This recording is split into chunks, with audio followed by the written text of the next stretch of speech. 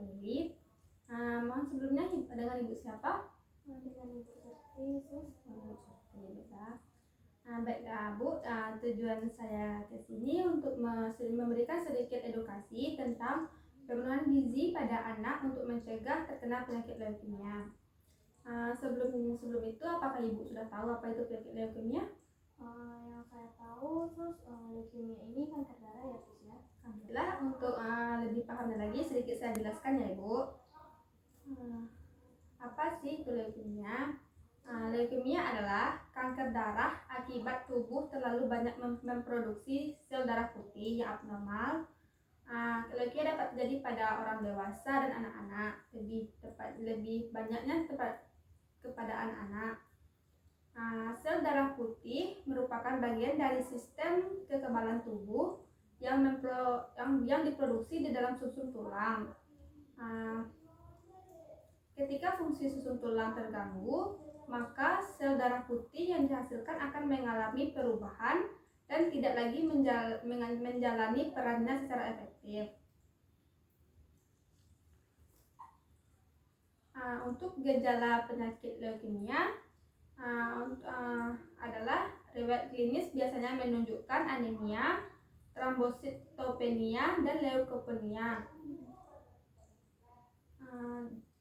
Manifestasi klinis depresi, sumsum tulang meliputi keletihan yang disebabkan oleh anemia, perdarahan akibat trombositopenia, penurunan jumlah trombosit yang beredar, demam akibat infeksi, anoreksia, sakit kepala, dan papiledema. Pendarahan dapat terjadi pada kulit, gusi, membran mukosa, saluran gastrointestinal, serta saluran genitourinaria. Baiklah Ibu, dari yang saya jelaskan gejala-gejala tersebut, apakah Ibu pernah mengalami hal tersebut seperti demam karena infeksi, sakit kepala, atau terjadinya perdarahan pada kulit, gusi, atau lain-lainnya? Biasanya kalau anak saya ya Sus, biasanya kalau dia lagi gosok gigi itu biasanya gusinya berdarah. Terus kalau saya ada kelelahan, mungkin anemia juga Sus. Kalau gusi berdarah mungkin karena terlalu keras untuk gosok gigi ya Bu. Mudah-mudahan tidak terkena penyakit leukemia ya Bu. Baiklah, selanjutnya penyebab penyakit leukemia. Untuk saat ini sayangnya penyakit leukemia ini tidak dapat ditemukan penyebabnya. Belum diketahui secara pasti.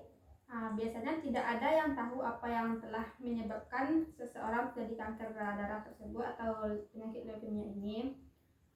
Namun satu hal yang pasti, itu bukan kesalahan penderita.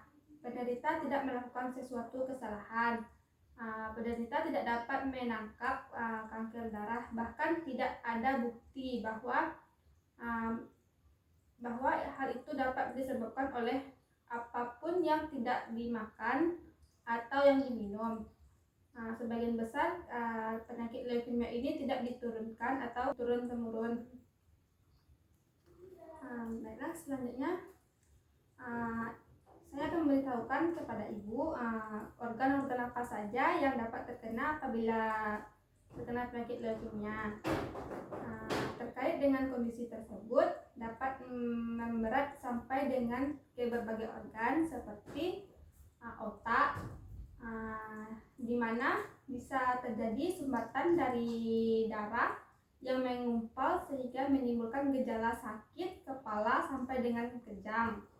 Yang kedua yaitu pendarahan pada organ tubuh seperti paru-paru dan organ pencernaan. Yang ketiga yaitu tubuh secara keseluruhan akan rentan terhadap infeksi, mudah terkena infeksi atau terserang infeksi, sehingga lebih mudah terjadi diare, infeksi pada paru seperti pernafasan, infeksi saluran pernapas. Selanjutnya yang keempat, penyebaran sel kanker kepada organ tubuh lainnya. Selanjutnya, baiklah, di sini saya akan memberikan jenis makanan yang dapat mencegah penyakit leukemia. Yang pertama, buah pisang. Pada buah pisang ini memiliki kandungan potasium yang sangat tinggi. Untuk itu, ibu bisa menjadikan buah ini sebagai salah satu bahan makanan alami untuk mencegah terjadinya leukemia pada anak. Contohnya dengan membuat cemilan atau gorengan dari pisang tersebut. Selanjutnya yaitu buah jeruk. Untuk buah jeruk memiliki kandungan vitamin C yang sangat tinggi.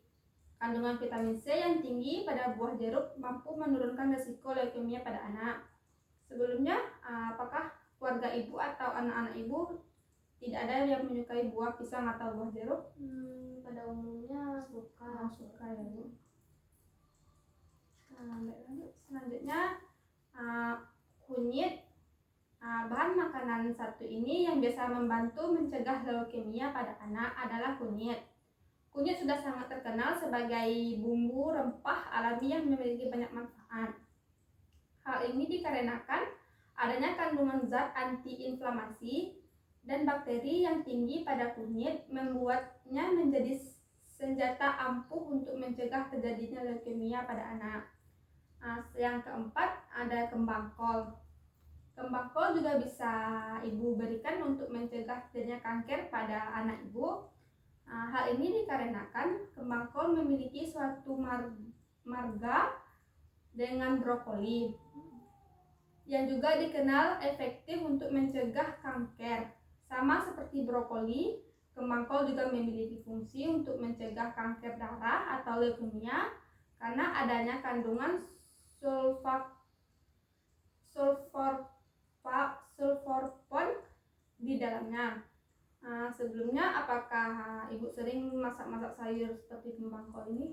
Kalau kembang kol sering, terus tapi kalau untuk kunyit ini biasanya kan untuk masakan aja ya, untuk masak gulai. Kalau untuk diminum atau dengan cara lain, apakah ada yang lebih efektif? Bisa sih Bu, dengan cara kunyitnya diparut. Nanti masukkan sedikit air, nanti kunyitnya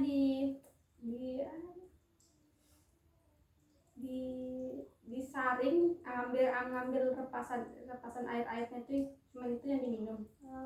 Kan kunyit ini pahit ya. Kalau dikasih madu bisa sus? Bisa sih. Ya, soalnya kan kalau pahit itu anak-anak nggak suka ya sus ya. Bisa juga dicampur dengan madu. Berarti bisa ya sus kalau dicampur. Baiklah Ibu, ini ada sedikit yang bisa Ibu baca. Mungkin dari yang saya jelaskan tadi, ada beberapa yang tidak Ibu tangkap atau yang mungkin Ibu lupa nantinya.